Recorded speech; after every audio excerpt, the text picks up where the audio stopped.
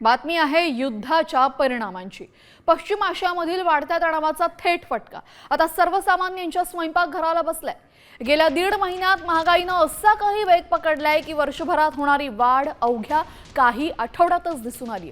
यामुळे घराचं बजेट 15 ते 20% कोलमडले। खाद्यतेल, मसाले आणि सुक्या मेव्याचे दर गगनाला भिडलेत। कच्च्या तेलाच्या वाढत्या किमतींमुळे येणाऱ्या काळात पेट्रोल डिझेलसह वाहतूक खर्चही वाढण्याची शक्यता आहे। त्यामुळे गृहिणींना आता घर चालवणंही कठीण होत आहे।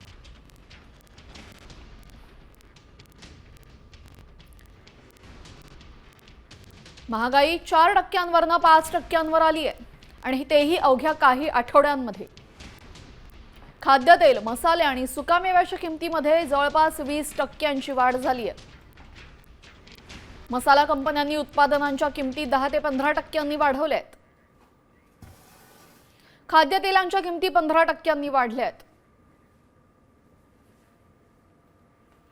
कागद, प्लास्टिक वाढल्यामुळे पॅकेजिंगचा खर्चही वाढलाय।